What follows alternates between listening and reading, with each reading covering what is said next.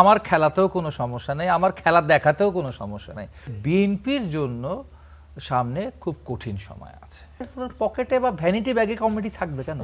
ঠিক আছে, তো ভ্যানিটি ব্যাগে রাখার কমে জিনিস না এটা। আসলে এই ব্যাপারটা আমার কাছে গতকালকের আলোচনা, এটা একটু হাইপোথেটিক্যাল গতকালকেই লেগেছে আর কি, যে আসলে উনি কঠিন সময়টা বলেছেন, ভেগভাবে বলেছেন, এটাকে পরিষ্কার করেন নাই।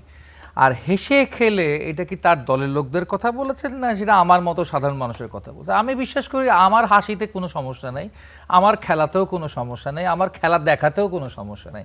এটা বিশ্বকাপ হোক আর এটা সে যেই কাপই হোক, ফুটবল হোক আর ক্রিকেট হোক। কিন্তু হেসে খেলে খেলার একটা অর্থ আমি আমার মতো করে দাঁড় করিয়েছি।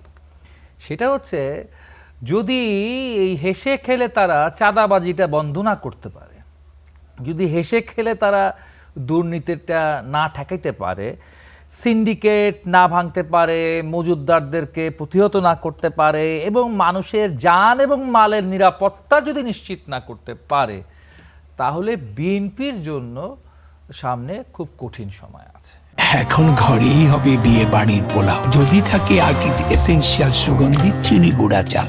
এই ব্যাখ্যাটা আমি ধরে নিলাম। উনি তো খুব হচ্ছে এমনভাবে বলেছেন, এটা যে কোনোভাবেই ব্যাখ্যা করা যায় আর কি, এই হেসে খেলে কঠিন সময়কে মোকাবেলা করার ক্ষেত্রে।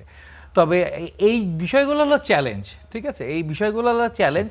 সেই চ্যালেঞ্জের ক্ষেত্রে স্টেটসম্যান বা রাষ্ট্রনায়ক হিসাবে বা সরকার প্রধান হিসাবে হচ্ছে গুরুদায়িত্ব আসলে ঘুরে ফিরে প্রথম দায়িত্বটা তার ঘাড়েই পড়বে।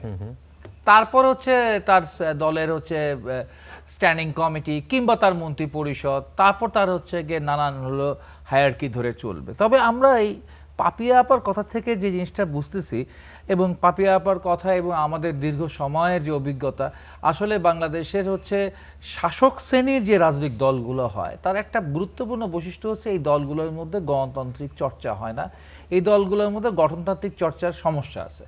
আমরা একটা শব্দ, এটা বিগত প্রায় 15-20 বছর ধরে শুনি এবং এটা আমার খুব কানে লাগে। সেই শব্দটা হচ্ছে কমিটি দেওয়া। হ্যাঁ, জেলা কমিটি দিয়েছে, থানা কমিটি বা উপজেলা কমিটি দিয়েছে। আমার কাছে শব্দটা কানে লাগে এই কারণে, কমিটি দেওয়া বলে তো কোনো শব্দ আসলে আমরা সেই ছাত্র জীবন থেকে যখন রাজনীতি করছি সবসময় হচ্ছে কমিটি গঠন করা। হ্যাঁ, একটা উপজেলায় কমিটি গঠন করতে গেছে নেতা, হ্যাঁ, একটা জেলায় কমিটি গঠন করতে গেছে, একটা গঠনতান্ত্রিক নিয়মে কমিটি গঠন করা হবে। কিন্তু এখন দেখছি কমিটি দেওয়া, হ্যাঁ, শেখ হাসিনা এই জেলায় একটা কমিটি দিচ্ছে না, আটকে রাখছে কমিটিটা।